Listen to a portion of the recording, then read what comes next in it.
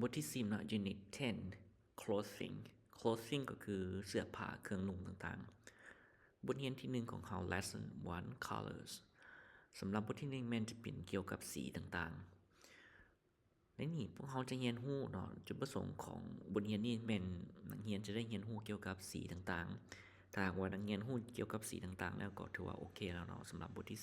10บทเรียนที่1นี้เอาแล้วเข้ามาเบิ่งข้อที่1กันเลยข้อที่1จะแม่น vocabulary ก็คือหมวดของคำศัพท์สำหรับภาษาอังกฤษสำหรับชั้นม.1 นี้คำศัพท์ที่1จะแม่นคำว่า butterfly butterfly butterfly ก็คือแมงกระเบื้อ greed คำศัพท์ที่2เป็นคำว่า greed greed แม่นเส้นหรือสายในนี้ก็หมายว่า greed เป็นตะนาง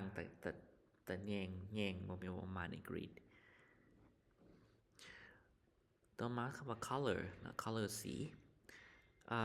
บางคำเนาะบางเทื่อพวกเราจะเห็นคำว่า color เนาะจะมีสะกดคือ C O L O R เนาะแต่ว่านี่เป็น C O L C O L O U R นี่จะเป็นสีคือกัน put on put on ก็คือมีความหมายว่านุ่งเครื่อง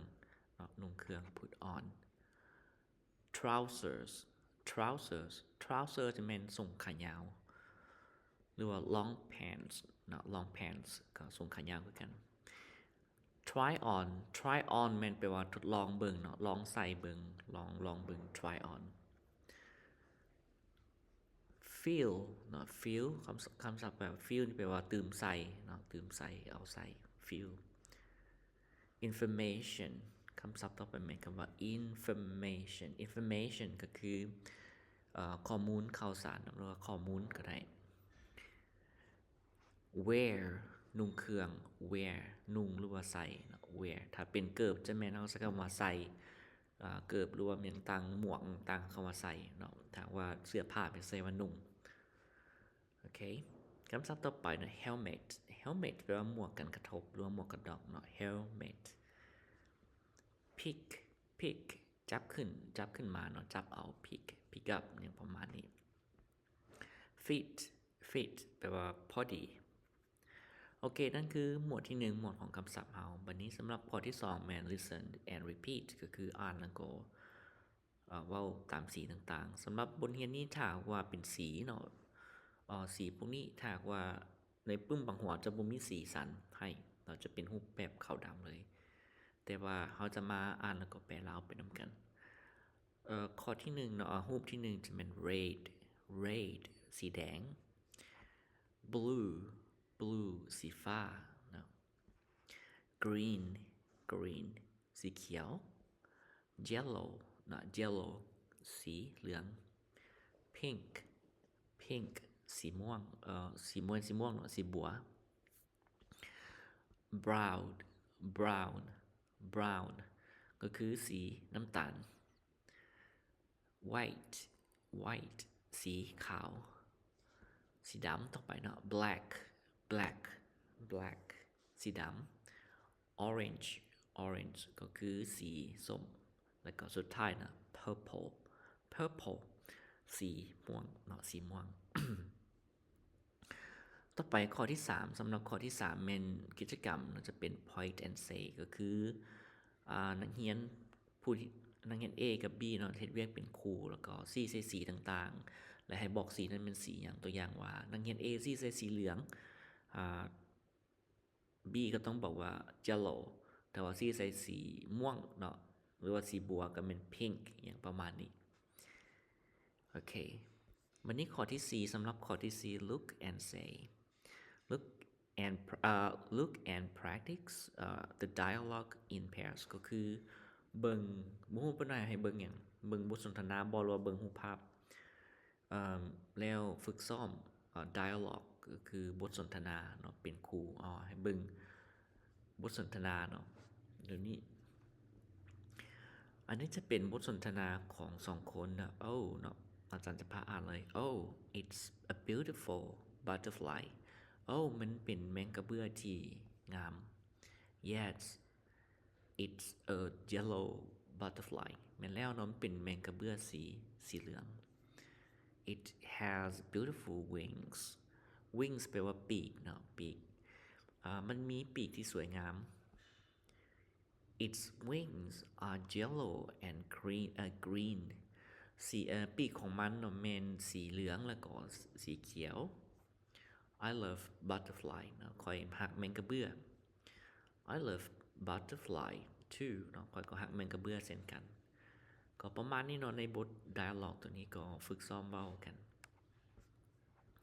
สำหรับข้อที่5เนาะจะแตกต่างออกไปจะเป็นรูปแบบของการอ่านแล้วก็ตอบคำถาม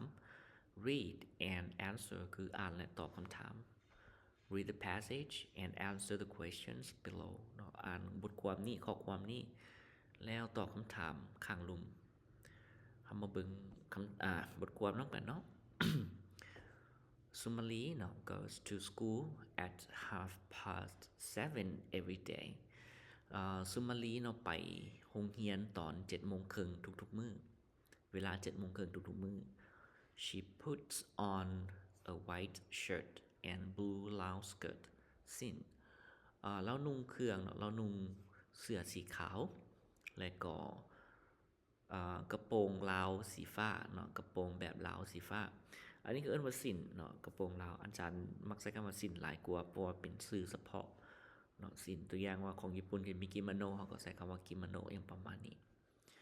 ต่อไปเนาะshe wears black shoes เนาะเราใส่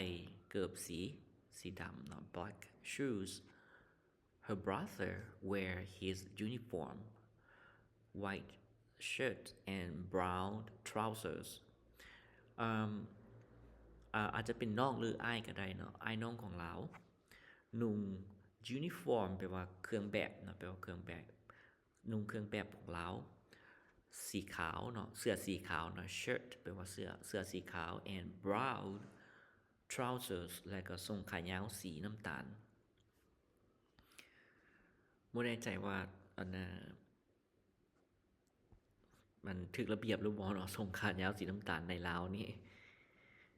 ต่อมาแม่น he wears black shoes เนาะเราใส่เกือบสีดำ 2 they go to school by motorbike พวกเขาไปเนาะไปโรงเรียนด้วยรถจักร their motorbike is red รถจักรของพวกเขาเนาะสีแดง Sumali wears a green helmet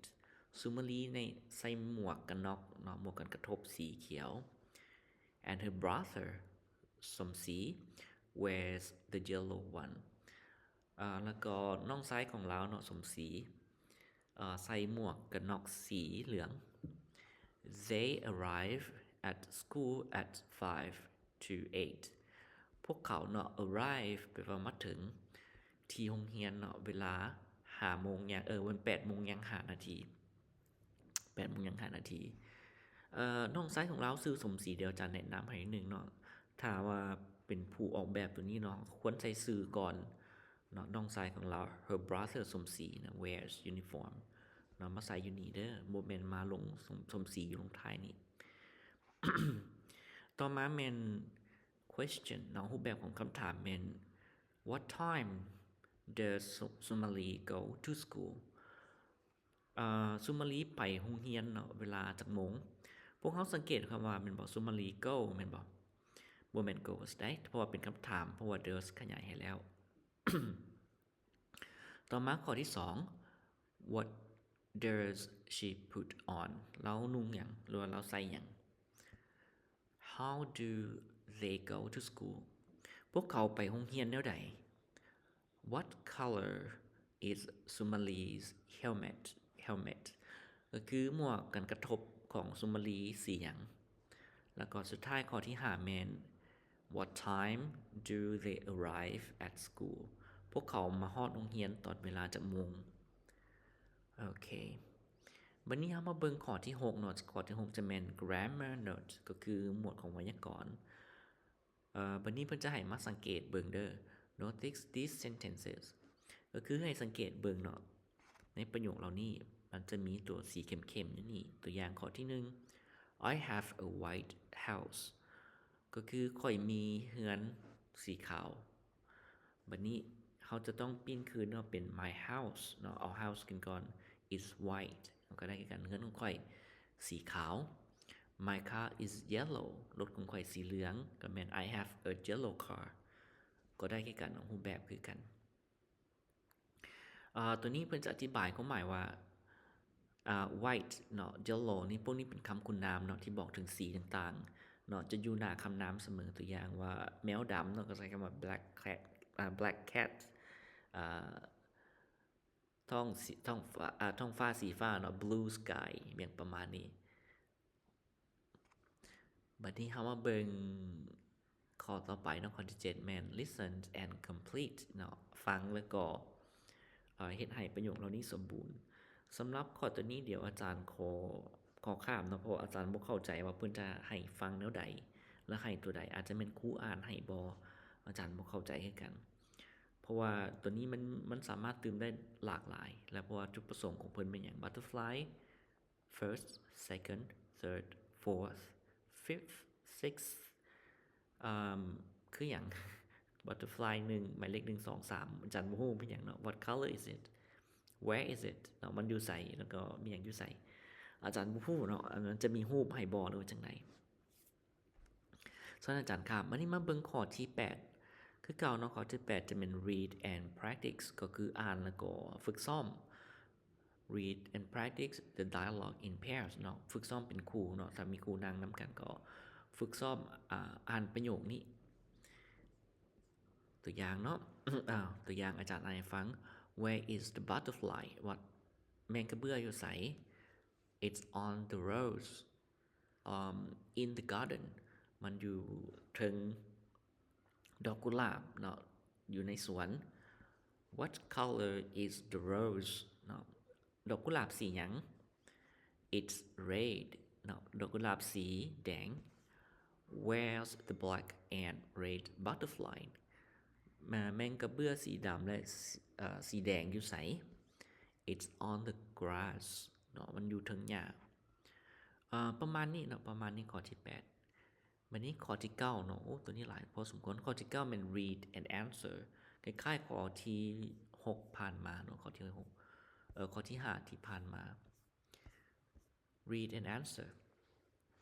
read the passage and answer the questions below อ่านบทความข้อความเหล่านี้เนาะแล้วก็ตอบคำถามคือเก่าเริ่มเลยเนาะก็คือคำว่าเพชรธนุสร is a tall boy เพชรธนุสรมันเป็นเด็กชายที่สูง he goes to the market with his mother เราไปตลาดเนาะกับแม่ของเรา he buys his new uniform เราซื้อเครื่องแบบใหม่ของเรา his mother picks a white shirt and asks him to try it on เนาะแม่ของเราเนาะจับเอาเสื้อสีขาวและเนาะถามเนาะขอให้เราหรือว่าทำให้พุทธนุสรนี้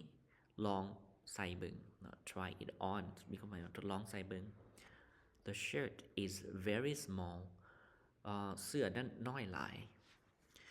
เพชรนุสร picks the big white shirt เพชรนุสรแม่นจับเอาเสื้อสีขาวเนาะตัวใหญ่ and และ tries it on แล้วก็ลองใส่มันเบิ่ง the shirt fits him very well เสื้อเนาะพอดีเราพอดีเนาะเสื้อแม่นพอดีเราดีหลายนะประมาณนี้ very well พอดีอย่างประมาณนี้มาเบิ่งในคำถามของพวกเราเป็น questions